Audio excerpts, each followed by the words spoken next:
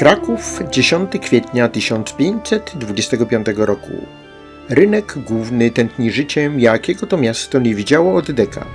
Tłum mieszczan, rycerstwo w lśniących zbrojach, dym z kadzideł mieszający się z zapachem wiosennego deszczu.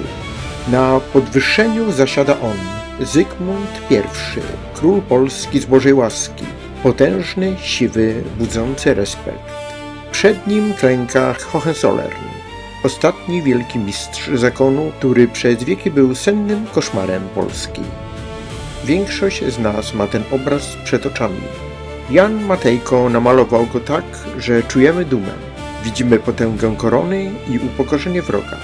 To moment, który w podręcznikach figuruje jako jeden z największych triumfów polskiej dyplomacji.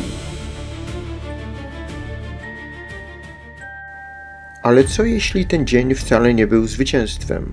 Co jeśli pod warstwą złota i aksamitu kryła się jedna z najgorszych decyzji w dziejach naszej części Europy?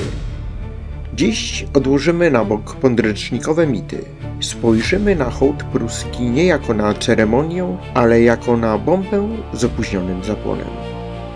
Dziś zapytamy spokojnie, czy hołd pruski był triumfem, czy może największą pomyłką Zygmunta Starego?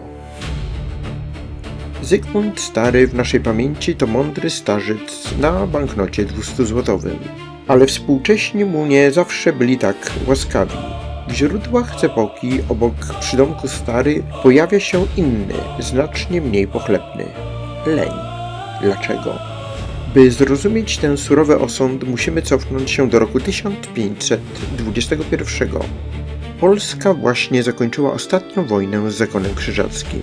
Zakon był na kolanach. Ich państwo było ruiną militarną, finansową i moralną. Szlachta, wojsko i doradcy króla widzieli jedno – to jest ten moment. Trzeba dobić rannego wilka, wcielić Prusy do korony, raz na zawsze skończyć z tym problemem. Ale Zygmunt zwleka. Zamiast ostatecznego ciosu wybrał dyplomację. Zamiast aneksji – rozejm. W tym samym czasie u naszych granic działo się coś, co zmieniło bieg historii świata. W Niemczech Marcin Luter ogłosił swoje tezy.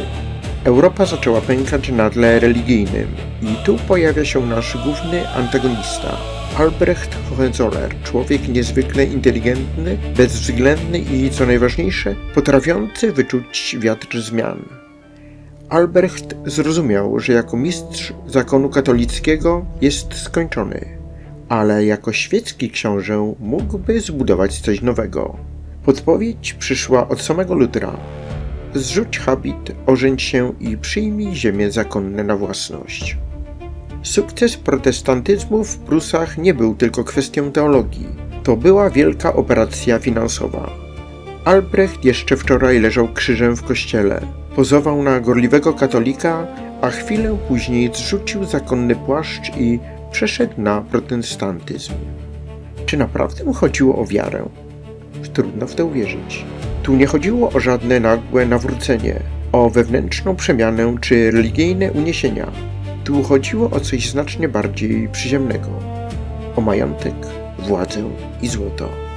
Państwo zakonne było przecież potężnym kawałkiem bogatej ziemi. Ziemia, która formalnie należała do zakonu i pozostawała pod duchowym parasolem papiestwa. A Albrecht doskonale rozumiał, że jeśli zerwie z dawnym porządkiem, odrzuci zwierzchność Rzymu i ubierze swoją decyzją w modne hasła reformacji, będzie mógł po prostu położyć rękę na tym wszystkim. To nie była wyłącznie zmiana wyznania. To był polityczny i finansowy skok na ogromny majątek. Protestantyzm stał się dla Albrechta nie tylko drogą do wiary, ile wygodnym narzędziem do rozbicia starego układu, przejęcia ziem zakonnych i zbudowania własnego świeckiego księstwa pod własną kontrolą. Mówiąc brutalnie, nie chodziło o Boga, chodziło o kasę, o ziemię, o złoto.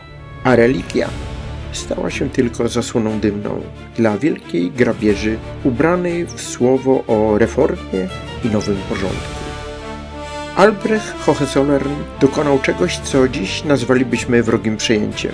Skonfiskował dobra kościelne, zagarnął ziemie, które przez wieki należały do zakonu, jako instytucji religijnej i ogłosił się świeckim władcą. To był precedens na skalę światową. Powstało pierwsze państwo protestanckie. I to gdzie? Tuż pod bokiem katolickiej Polski, której król szczycił się tytułem obrońcy wiary. Pytanie brzmi, dlaczego Zygmunt Stary na to pozwolił? Przecież to była jawna grabież i złamanie wszelkich ówczesnych praw międzynarodowych. Stolica apostolska grzmiała, cesarz rzymski był wściekły, a polski król. Zygmunt zamiast potępić tę kradzież dóbr kościelnych, jak nazwały to ówczesne źródła katolickie, postanowił ją zalegalizować. W zamian za pokłon na krakowskim rynku Albrecht otrzymał od polskiego króla prawo do władania tą ziemią jako dziedziczny lennik. Zastanówcie się nad tym. Polska u szczytu swojej potęgi, zamiast zlikwidować resztki wrogiego państwa, własnoręcznie pomogła mu się przeobrazić w nowoczesne, dynamiczne i agresywne księstwo. Czy król był po prostu naiwny? A może za jego decyzją stali ludzie, którym bardziej zależało na brzęku złota niż na bezpieczeństwie korony? W otoczeniu Zygmunta Starego istniało tzw. stronnictwo pruskie. Na jego czele stał kanclerz Krzysztof Szydłowiecki. Dzisiaj, patrząc w dokumenty, badacze nie mają złudzeń. Szydłowiecki był de facto agentem wpływów Albrechta Hohenzollerna. Źródła sugerują, że kanclerz za ogromne łapówki informował Albrechta o każdej poufnej naradzie. To przykład, jak kasa z przejętego majątku ziem zakonnych płynęła także strumieniem do kieszeni polskiej magnaterii. Zygmunt był otoczony. Z jednej strony mądra, energiczna i przewidująca królowa Bona Sforza. Ona widziała zagrożenie razem z prymasem Janem Łaskim. Błagali króla: nie rób tego. Prusy trzeba wcielić do Polski, a nie dawać im autonomię. Bona rozumiała geopolitykę lepiej niż większość ówczesnych ministrów. Wiedziała, że Hohenzollernowie to ród nienasycony.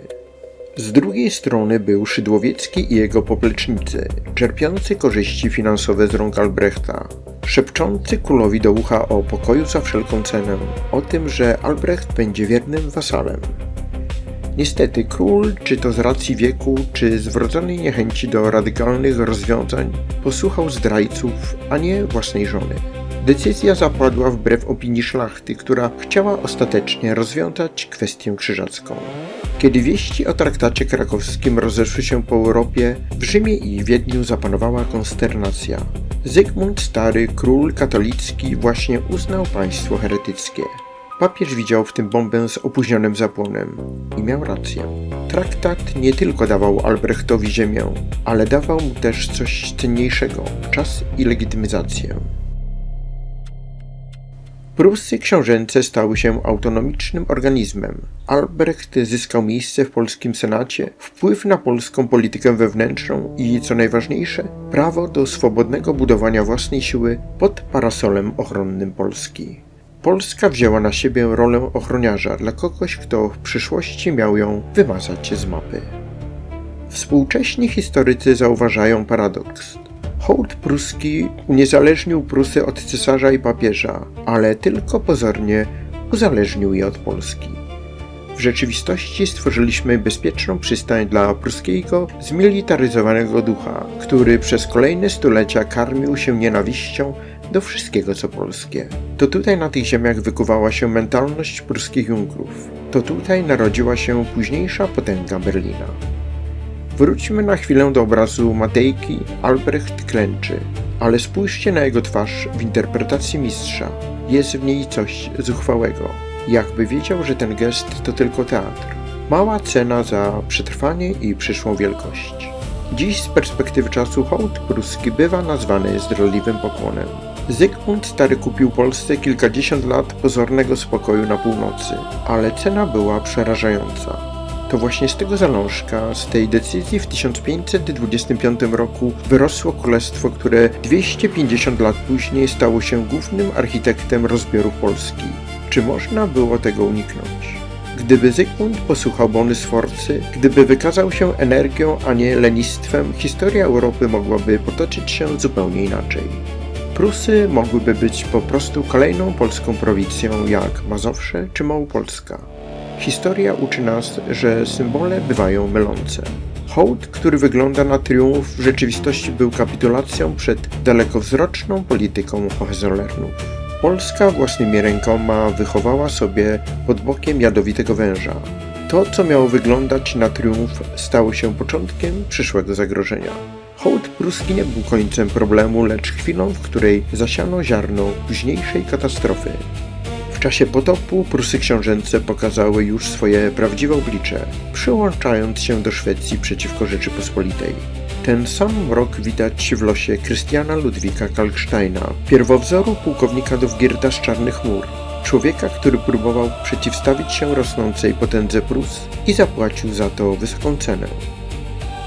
To nie był wierny lennik, to był przyszły wróg, którego Polska zbyt długo lekceważyła.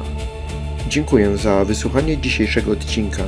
Następnym razem, gdy będziecie patrzeć w banknot 200-złotowy, spójrzcie Zygmuntowi prosto w oczy i zadajcie sobie pytanie, czy to była mądrość, czy tylko zmęczenie. Do usłyszenia w kolejnym odcinku.